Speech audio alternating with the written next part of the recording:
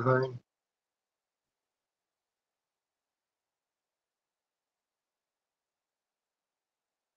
Practice meditation ग्रुपच्या सर्व मान्यवरांना सविनय जय भीम. नमो बुद्धाय. आज मी तुमच्याशी बुद्ध आणि त्याचा धम्म या ग्रंथातील पहिल्याच प्रकरणातील चौथ्या भागात असित मुनीचं आगमन या संदर्भात मी तुमच्याशी संवाद साधत आहे. मागच्या वेळेस आपण पाहिलं होतं की कशा पद्धतीने सिद्धार्थ गौतमाचा जन्म हा लुंबिनी वनात होतो आणि लुंबिनी वनामध्ये महामाया उभ्यानीस शाल वृक्षाची फांदी तिला हातामध्ये घेऊन उभ्यानीस बाळाला जन्म देते हे आपण पाहिलं होतं. आणि हे पाहत असताना काही संदर्भ आपण असे पाहिले होते की जे आपल्याला अनेक प्रकारे बरेचदा चमत्कारिक असे वाटतात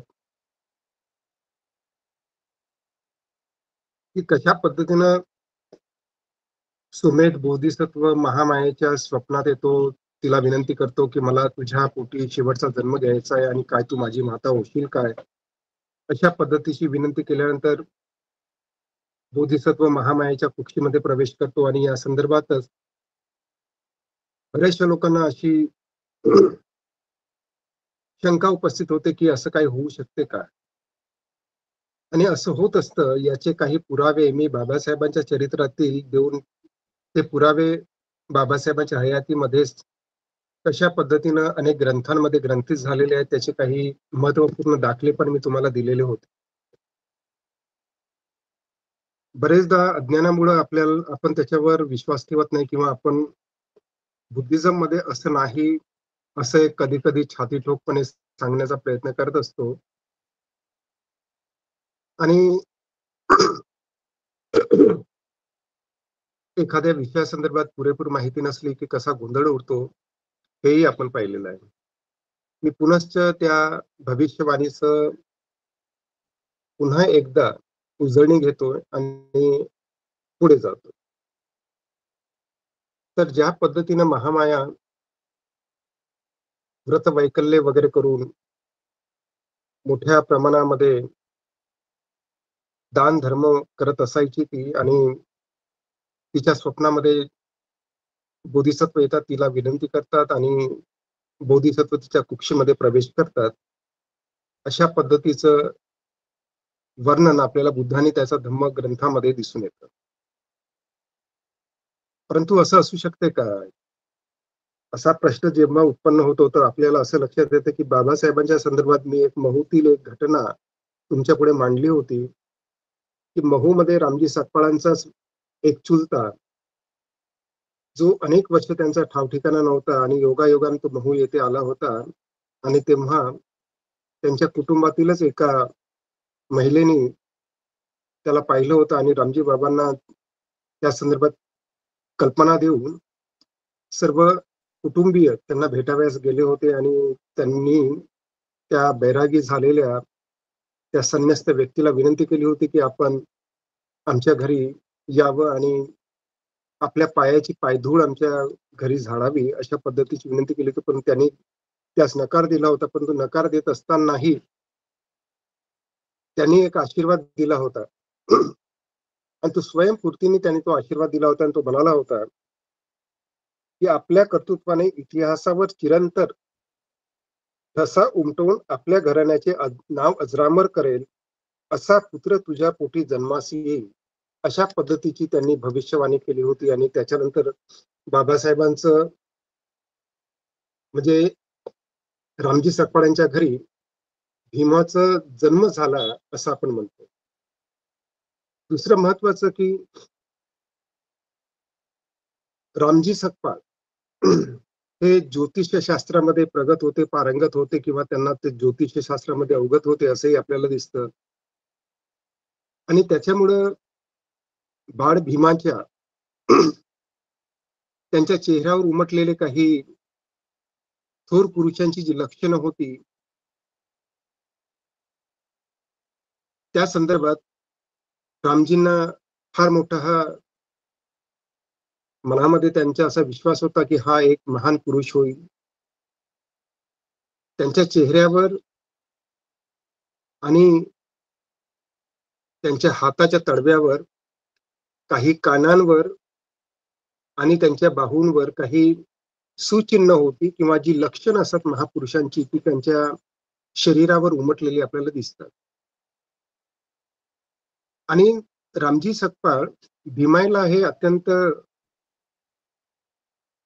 ठामपणे असं समजून सांगत असत, की आपला हा जो मुलगा आहे हा कर्तृत्ववान असेल, अशा पद्धतीची माहिती आपल्याला त्यांच्या जीवनचरित्रातून प्राप्त होते. एवढंच नव्हे, तर धनंजय कीरांनी जेव्हा बाबासाहेबांची गाठभेट घेतली, तर लक्षणासंदर्भातील काही प्रश्न त्यांनी बाबासाहेबांना विचारले होते आणि धनंजय समोरच बाबासाहेबांनी आपली दोन्ही हाताचे तळवे असे समोरासमोर जोडून धनंजय कीरांना असं दाखवलं होतं,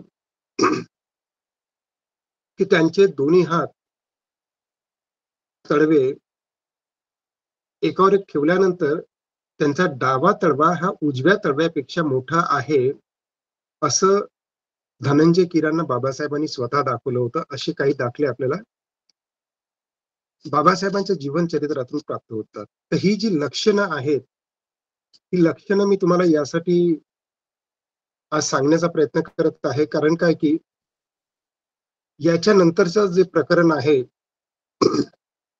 बोधिसत्वाचा जन्म आणि असित मुनीचं आगमन, या प्रकरणामध्ये बुद्धाशी संबंधित किंवा सिद्धार्थ गौतमांच्या जीवनाशी संबंधित किंवा त्यांच्या जन्मानंतर त्यांच्या शरीरावर जी काही लक्षणं होती, 32 महापुरुष लक्षणं, ती कशी होती आणि इकडे बाबासाहेबांच्या शरीरावर जन्म झाल्यानंतर त्यांच्या शरीरावर कशी लक्षणं होती, याच्याशी एक साम्य साधण्याचा मी प्रयत्न करत आहे. तर आपण पाहतो की बुद्ध आणि त्याच्या धम्मामध्ये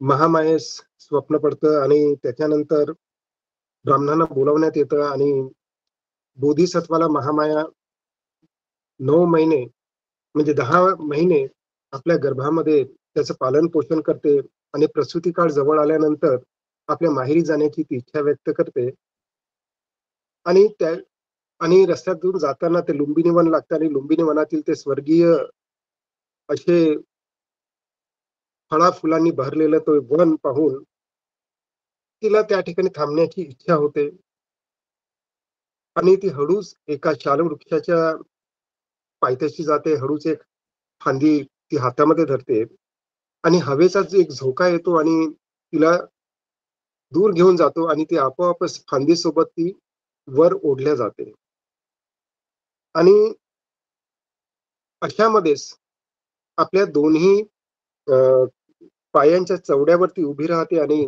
उभ्यानेच ती बाळाला जन्म देते, असं बाबासाहेब बुद्ध आणि त्याच्या धम्मग्रंथामध्ये ते सांगण्याचा प्रयत्न करतात.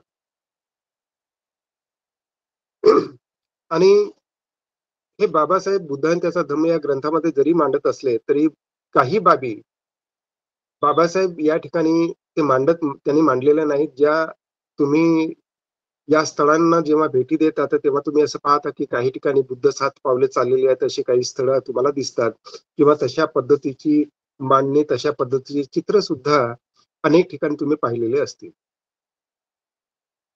तर ही एक विशेषता असते बोधिसत्वाची, की बोधिसत्व अनेक जन्म पारमिता पूर्ण करीत शेवटचा जन्म जेव्हा मनुष्य लोकांमध्ये घेतात, तर हे त्यांच्या पूर्वजन्मीचं ते संचित असतं, की जन्माच्या वेळेस 4 शुद्ध ब्रह्म हे सर्वात अगोदर सिद्धार्थ गौतमाला सोन्याच्या जाळीमध्ये ग्रहण करतात आणि मग मनुष्य लोकांना मृगचर्माच्या अ, चर्माच्या आधाराने त्यांच्याकडे ते सुपूर्द करण्यात येतं. अशा पद्धतीचं आपल्याला माहिती पाली साहित्यातूनही मिळते, की बुद्धाचा म्हणजे सिद्धार्थ गौतमाचा जन्म होत असताना काय घटना घडल्या होत्या. त्याच्यानंतर ते त्यांचे पूर्व बल असतात, की ते 7 पावलं चालतात आणि 7 पावलं चालल्यानंतर सर्व लोकांचं म्हणजे सर्व दिशांचं अवलोकन ते करतात आणि ते असं म्हणतात, अगो हमस्मी लोकस्सा, म्हणजे या लोकांमध्ये माझ्यासारखा दुसरा कुणीही नाही. आणि आपण पाहतो की ब्रह्म देवता असतील, सुयाम देवता असतील किंवा इतर देवता असतील, सिद्धार्थ गौतमाचा जन्म होतो त्यावेळेस ते मोठ्या प्रमाणामध्ये त्या ठिकाणी येतात, त्यांच्यावर छत्र धरतात. इतर काय म्हणतात की जे देव-देवता असतात ते काही पंखा, काही पूजा सामग्री घेऊन त्या ठिकाणी आलेले असतात. आता हे सगळं काही आपल्याला काही पाहता येत नाही. कारण काय की त्याला एक दिव्य दृष्टी लागते किंवा तुम्ही मेडिटेशन्समध्ये तसे परिपक्व असावे लागतात. तुम्हाला काही सुपर नॉर्मल पॉवर्स ध्यानातून प्राप्त करता येतात आणि त्या आधारे तुम्हाला ते सर्व पाहता येतं. सर्वसामान्य माणूस पाहू शकत नाही. आपल्या सभोवताली सुद्धा देवतांचं अस्तित्व असतं, चतुर्महाराजिका देवतांचं, डेमी गॉड ज्याला आपण म्हणतो. परंतु आपण त्यांना पाहू शकत नाही, कारण का की आपल्याकडे ते व्हिजन नाही, आपल्याकडे ते सुपर नॉर्मल पॉवर्स नाहीत. कारण त्यांचं जग हे आपल्यापेक्षा भिन्न आहे आणि आपल्याकडे ते सुपर नॉर्मल पॉवर्स नसल्या कारणाने आपण पाहू शकत नाही. याचा अर्थ असा नाही की त्यांचं अस्तित्व नाही. आता हा सगळा प्रसंग मी तुम्हाला सांगण्याचं कारण असं आहे, की असित मुनीचं जे आगमन आहे, त्यावेळेस नेमकं काय घटना घडतं आणि बाबासाहेब त्याची मांडणी कशी करतात. तर आपण पाहतो की चौथ्या प्रकरणामध्येच असित मुनीचं आगमन या शीर्षकाखाली बाबासाहेब असं लिहितात, की ज्यावेळी सिद्धार्थ गौतमाचा म्हणजे बालकाचा जन्म झाला, त्यावेळेस असित नावाचा एक महान तपस्वी हिमालय पर्वतावर राहत होता. आता तुम्ही एक बाब लक्षात घेतली पाहिजे, की हा जो तपस्वी आहे, हा हिमालयामध्ये राहत आहे आणि सिद्धार्थ गौतमाचा जन्म हा लुंबिनी वनात होत आहे. लुंबिनी वन किंवा कपिलवस्तू आणि हिमालय पर्वत एकाच ठिकाणी नाही, तर वेगवेगळ्या दिशांमध्ये आणि काही दूर अंतरावर ते आहेत. आता बाबासाहेब त्याची मांडणी करत असताना असं म्हणतात, दुसऱ्या मुद्द्यामध्ये, असित ऋषीने पाहिले की अंतरिक्षातील देव बुद्ध या शब्दाचा ध्वनी करीत आहेत व त्याचा प्रतिध्वनी चोहीकडे उमटत आहे. त्याने पाहिले की ती आपली वस्त्रभूषणे मिरवीत इकडे तिकडे हर्षभराने फिरत आहेत.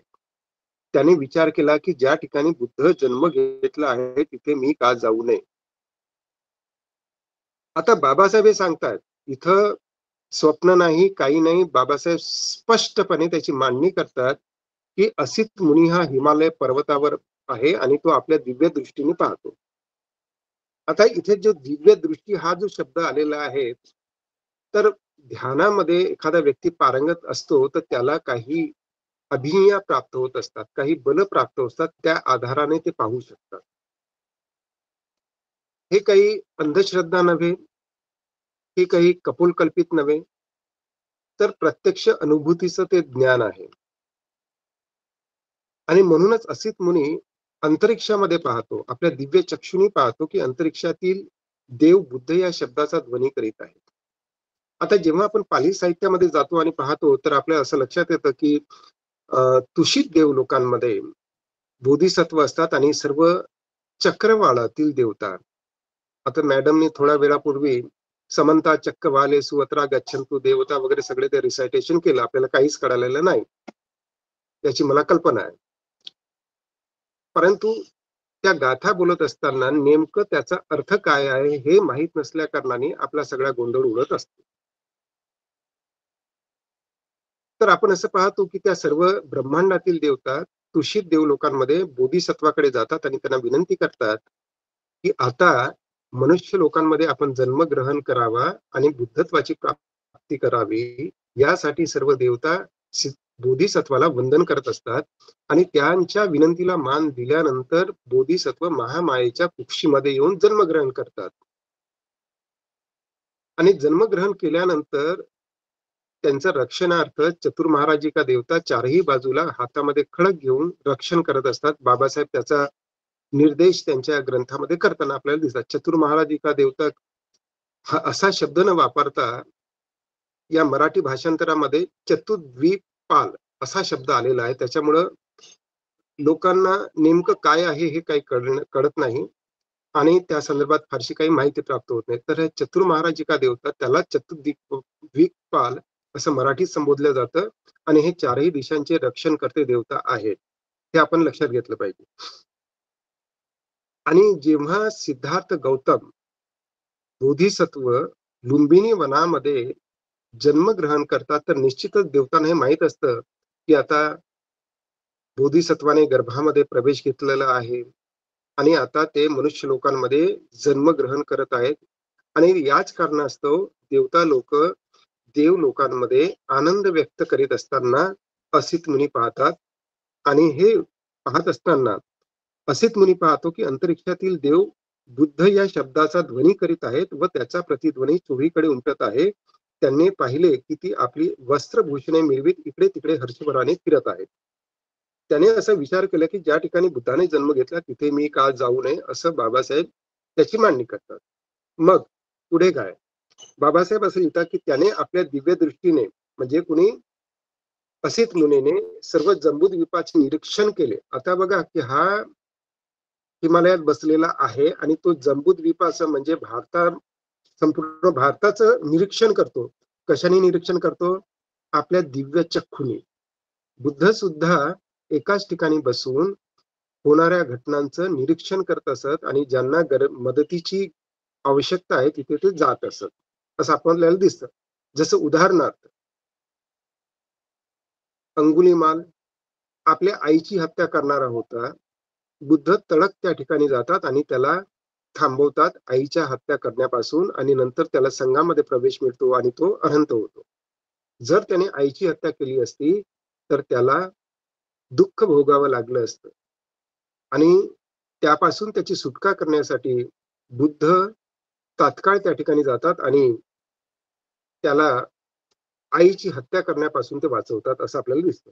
तर अशाच पद्धतीने आपण असं पाहतो, की असित मुनी आपल्या दिव्य दृष्टीने जंबूद्वीपाचं निरीक्षण करतो आणि त्याला असं दिसतं, की शुद्धोधनाच्या घरी तळपणारे एक दिव्य बालक जन्माला आलेले आहे आणि त्यामुळेच अंतरिक्षातील सर्व देव हर्षभरीत झालेले आहेत, असं त्याला दिसते. आता तुम्हाला यावरून कळलं असेल, की हे जे रिद्धी बल असतात, हे जे सुपर नॉर्मल पॉवर्स असतात, हे मेडिटेशन मधून, ध्यानातून प्राप्त होतात. आणि मग तो ऋषी आपला पुतण्या नरदत्त याला सोबत घेऊन शुद्धोधनाच्या गृही आला व त्याच्या राजवाड्याच्या प्रवेशद्वारी उभा राहिला. तेथे त्याने लाखो लोक गोळा झाल्याचे पाहिले. तेव्हा तो द्वारपालाजवळ गेला आणि त्याला म्हणाला, अरे राजाला जाऊन सांग की की दाराशी एक तपस्वी आलेला आहे. तेव्हा तो द्वारपाल शुद्धोधनाकडे गेला आणि हात जोडून म्हणाला, महाराज, दाराशी एक वयोवृद्ध ऋषी येऊन उभे राहिलेले आहेत. ते आपणाला भेटण्याची इच्छा व्यक्त करीत आहेत. राजाने असित मुनी करता एक आसनाची व्यवस्था केली आणि तो द्वारपालास म्हणाला, त्या ऋषींना आत येऊ दे. तेव्हा महालाच्या बाहेर येऊन तो द्वारपाल असित मुनीला म्हणाला, कृपया करून आपण आत चला.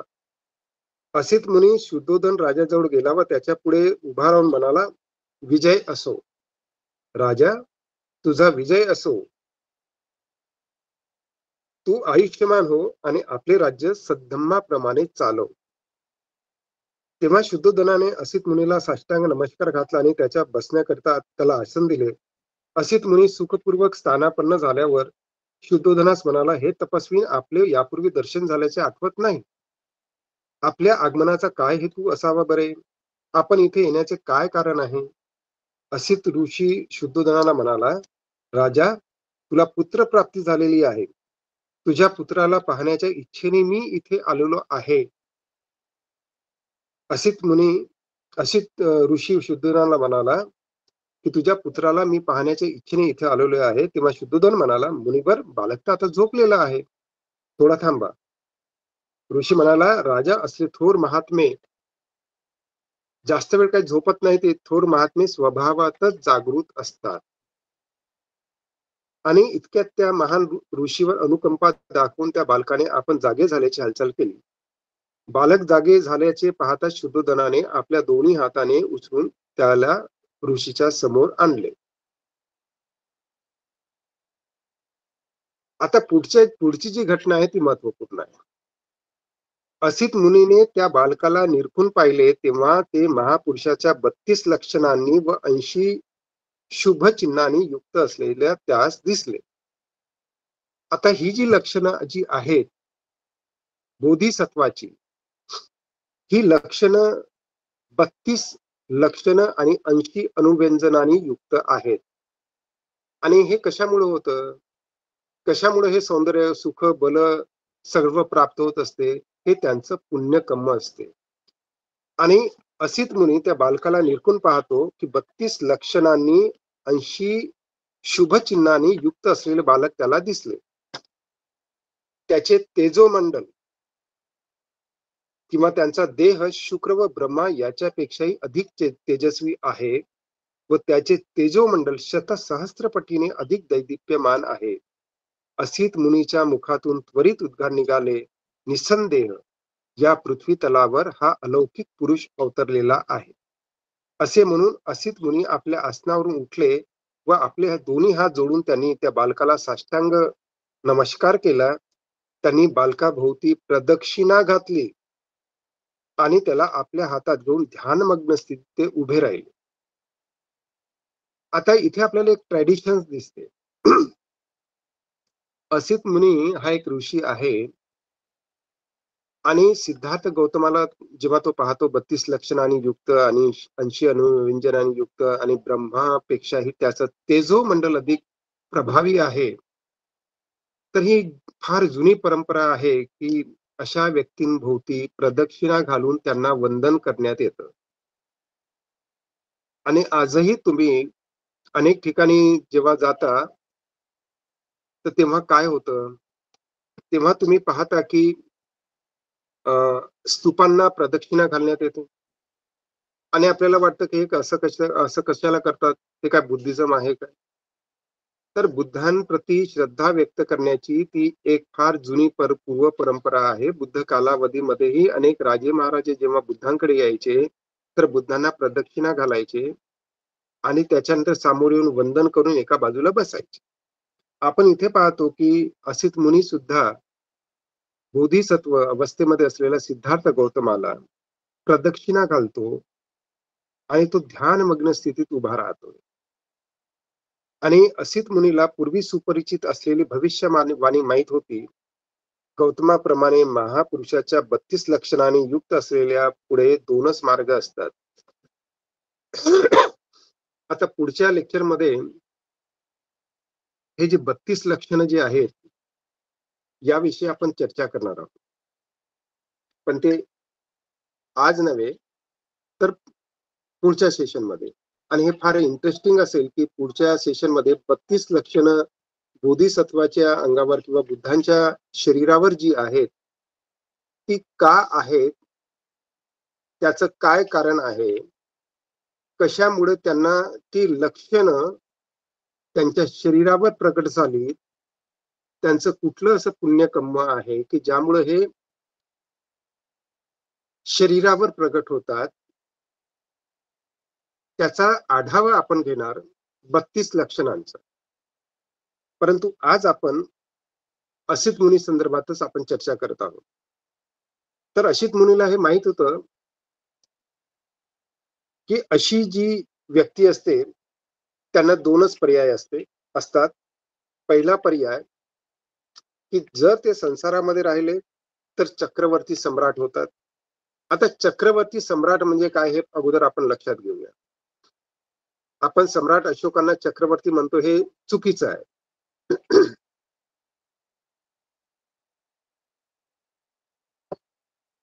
चक्रवर्ती सम्राट हे बोधिसत्व असतात. आणि महापरिनिब्बाण सूक्तामध्ये बुद्ध स्वतः सांगतात, की ते 7 वेळा चक्रवर्ती सम्राट राहिलेले, चक्रवर्ती राजे राहिलेले. आणि एखादा व्यक्ती जेव्हा चक्रवर्ती असतो, तर त्याला काही रत्न प्राप्त होत असतात. चक्ररत्न. त्या चक्ररत्नाच्या आधारे ते संपूर्ण पृथ्वीवर राज्य करीत असतात. हत्ती रत्न प्राप्त होतं. ते जिथे जाईल तिथे त्यांना विजय प्राप्त होतो. मणिरत्न प्राप्त होतं. ते मणिरत्न असं असतं, की रात्री 10 किलोमीटर पर्यंत त्याचा प्रकाश असतो.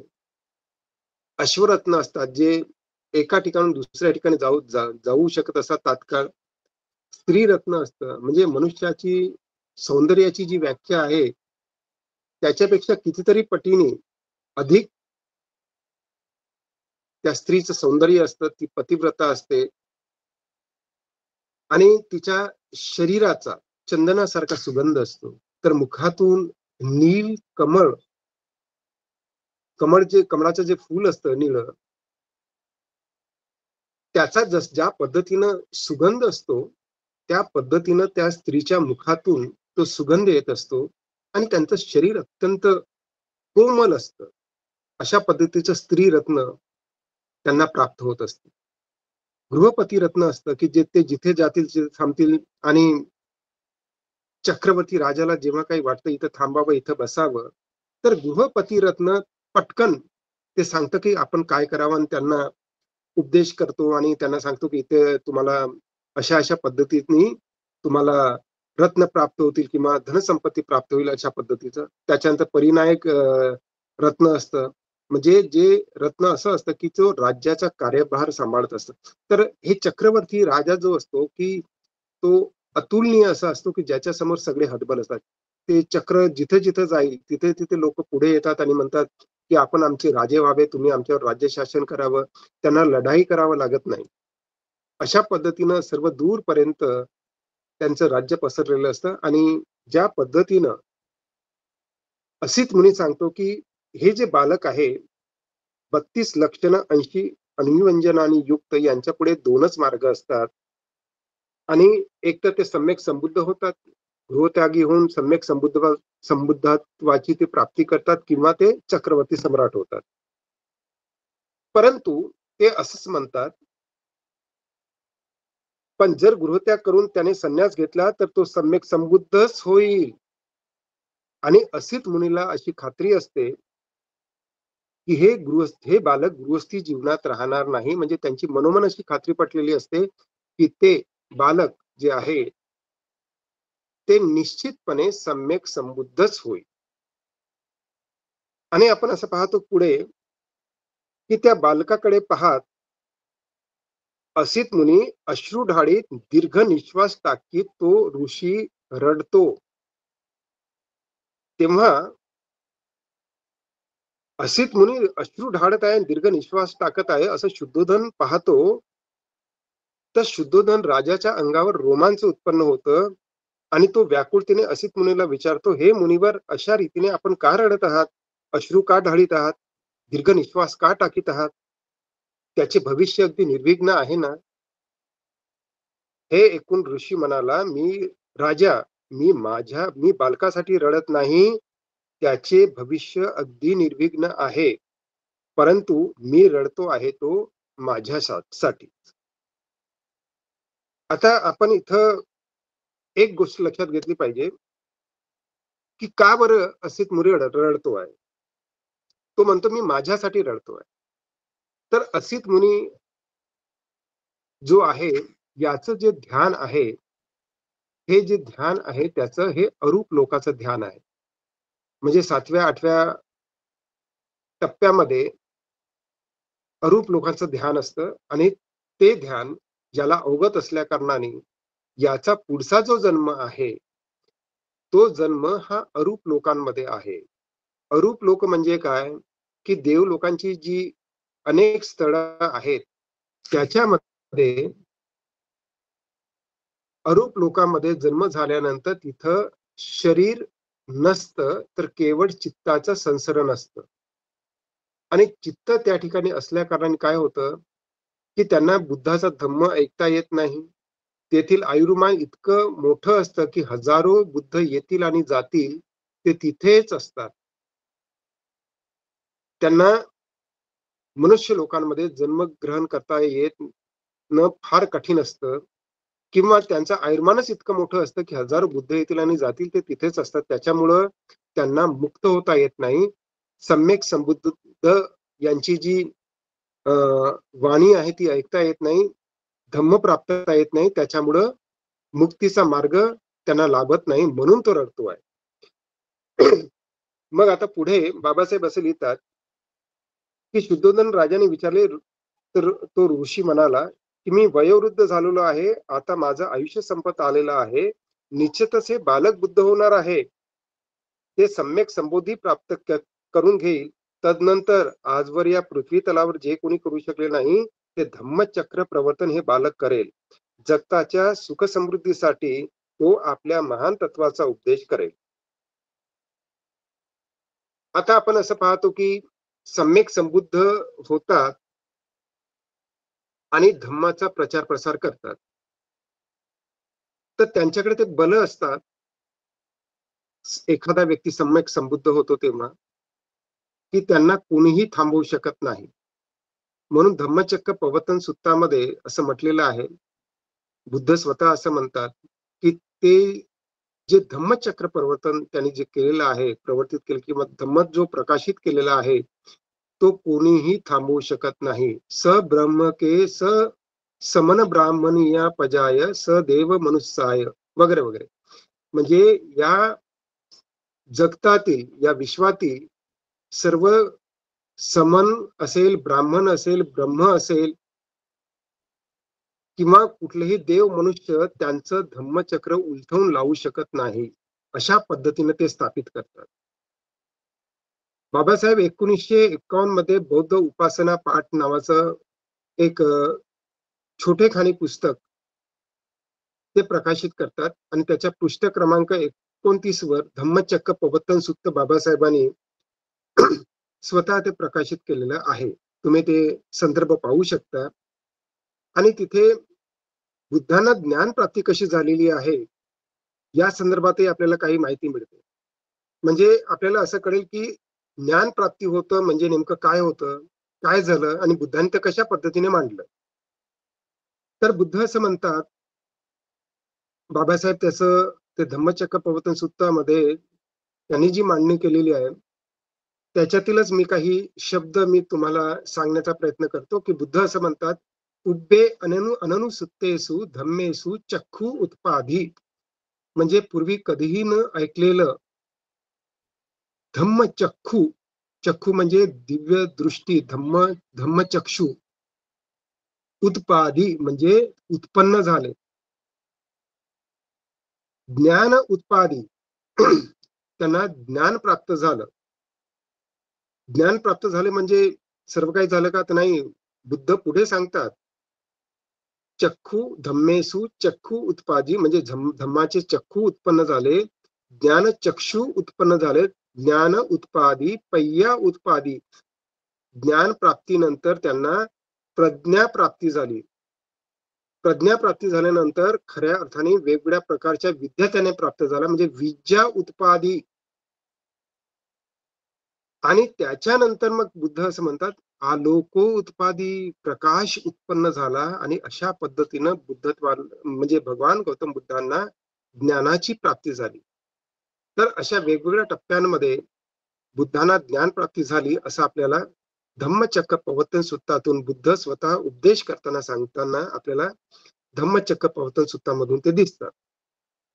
आणि म्हणूनच इथे असित मुनी असं म्हणतो, की ज्या धार्मिक जीवनाची ते घोषणा करतील, ते जीवन आरंभी कल्याणकारक, मध्ये कल्याणकारक आणि अंती कल्याणकारकच असेल. ते शब्द व शब्दांचा भावार्थ यांनी परिपूर्ण, शुद्ध आणि पवित्र असेच असेल. म्हणजे थोडक्यात सांगायचं म्हणजे की बुद्ध जो काही उपदेश करतात तो सुरुवातीला कल्याणकारी असतो, मध्य कल्याणकारी असतो आणि अंतिमही तो कल्याणकारीक असतो. तो शुद्ध असतो, पवित्र असतो. म्हणूनच आपण गाथा बोलत असताना आपण असं म्हणतो, स्वाख्यातो भगवता धम्म. म्हणजे काय, की बुद्ध अशा पद्धतीनं धम्म प्रकाशित करतात की त्याच्यामध्ये काही लपवून ठेवण्यासारखं काही नसतं. जे काही सांगायचं आहे ते परिपूर्णपणे सांगतात. अनेक प्रकारांनी विस्ताराने ते समजावून सांगतात. अनेक उपमेच्या आधारे, कथांच्या आधारे वेगवेगळ्या पद्धतीने जसा व्यक्ती असेल त्यांना तशा पद्धतीने बुद्ध आपला धम्म सांगतात. म्हणून आपण असं म्हणतो की बुद्धाचा जो धम्म आहे तो कसा आहे, स्वाख्यातो भगवता धम्म. आता बाबासाहेब पुढे असं लिहितात की ज्याप्रमाणे एखादे उंबराचे फूल क्वचित वेळी व स्थळी या जगात उमललेले दिसते, त्याप्रमाणे असंख्य पर्वकालानंतर या जगतात एखाद्याच वेळी व स्थळी पूजनीय बुद्ध उदयास येतात. याचप्रमाणे राजा हा मुलगा सुद्धा निसंशय परमज्ञान प्राप्त करून संबोधी प्राप्त करून घेईल आणि असंख्य जीवांना दुःख सागरातून तरुण नेऊन परम सुखाची स्थिती प्राप्त करून देईल, असं बुद्ध आणि त्याच्या धम्म या ग्रंथामध्ये बाबासाहेब त्याची मांडणी करतात. जेव्हा आपण निदान कथा वाचतो, बुद्धाचं पूर्व आयुष्या संदर्भात जी माहिती आपल्याला कथांमधून मिळते, तर तेव्हा आपण असं पाहतो की दीपंकर बुद्धाने 4 असंख्य 1,00,000 कल्पानंतर तू सिद्धार्थ गौतम सम्यक संबुद्ध होशील अशी त्यांनी भविष्यवाणी केलेली असते. आणि आता सिद्धार्थ गौतमाचा जन्म झाल्यानंतर असित मुनी तशाच पद्धतीचं भाकीत करतो आहे, प्रत्यक्षात आलेला आहे. आणि तो पुढे असं म्हणतो असित मुनी, परंतु मी त्या बुद्धाला पाहू शकणार नाही म्हणून मी रडतो आहे. आता रडण्याचं कारण मी तुम्हाला सांगितलेलं आहे की बुद्ध 80 वर्षे जगलेले आहेत, त्यांचं आयुर्मान जे आहे. येथे याचा मृत्यू झाला असता आणि मनुष्य लोकांमध्ये जन्म झाला असता तर निश्चितच त्यांना निर्वाणाचा साक्षात्कार बुद्धांकडूनच प्राप्त करून घेता आला असता. परंतु यांची जी मनस्थिती आहे किंवा यांचं जे मेडिटेशन आहे ते अरूप लोकातील असल्या कारणाने यांचा मृत्यूनंतर त्यांचा जो जन्म आहे तो अरूप लोकांमध्ये असल्या कारणाने हजारो बुद्ध येतील आणि जातील, ते तिथेच असतील. त्यांना बुद्धांच्या उपदेशाचा काडी मात्र फायदा होणार नाही, म्हणून ते त्या दुःखामुळं दीर्घ निश्वास टाकीत आहेत. कारण मला या बुद्धांची पूजा कराव्यास मिळणार नाही, असं असित मुनी राजा शुद्धोधनाला सांगतोय. आणि रडण्याचं कारण काय आहे हे आपल्याला या मांडणीतून किंवा या ग्रंथातून आपल्याला माहित आहे. आणि तेव्हा तो असित मुनी त्याचा पुतण्या जो नरदत्ता आहे त्याला म्हणतो की नरदत्ता, हे बालक बुद्ध झाल्याचे तू ऐकशील तेव्हा त्यांच्याकडे जाऊन त्यांच्या ज्ञान मार्गाचा तू अनुग्रह कर, ते तुला सुख शांतीचे व कल्याणप्रद ठरेल. असे म्हणून असित मुनीने राजाची अनुज्ञा घेऊन तो आपल्या आश्रमाकडे निघून गेला. अशा पद्धतीची माहिती आपल्याला या असित मुनीच्या या प्रकरणातून आपल्याला मिळते की कशा पद्धतीनं बोधिसत्वाचा जन्म झालेला असताना तो पाहतो, कशा पद्धतीनं तो सिद्धार्थ गौतमांना भेटायला येतो, पाहिल्यानंतर भविष्य कसा तो वर्तवतो आणि प्रदक्षिणा घालून तो स्वतः रडतो कुठल्या कारणाने आणि हसतो कुठल्या कारणाने, हे दोन्ही प्रसंग मी तुमच्या पुढे मांडण्याचा प्रयत्न केला. आणि त्याच्यानंतर आपण असं पाहतो की महामायेचा तो मृत्यू झालेला असतो त्याच्यानंतर काही दिवसांनी, 7 दिवसांनी. आणि त्याच्यानंतर सिद्धार्थ गौतमाचं पालन पोषण ही महाप्रजापती करते, असं एकंदरीत आपल्याला हे सर्व दिसतं. थोडक्यात काय तर मी आज तुमच्या पुढे जी मांडणी केलेली आहे असित मुनीचं आगमन, तुम्हाला आता या संदर्भात काही शंका असतील तर आपण विचाराव्यात. मी या ठिकाणी थांबतोय. 9:30 झालेले आहेत. आपण प्रश्न उत्तर घेऊया, त्याच्यातून बऱ्याचशा प्रश्नांची उकल आपल्याला करता येईल, तुम्हाला हे समजून घ्यायला मदत होईल. तर आपण आता प्रश्नोत्तराला सुरुवात करूया.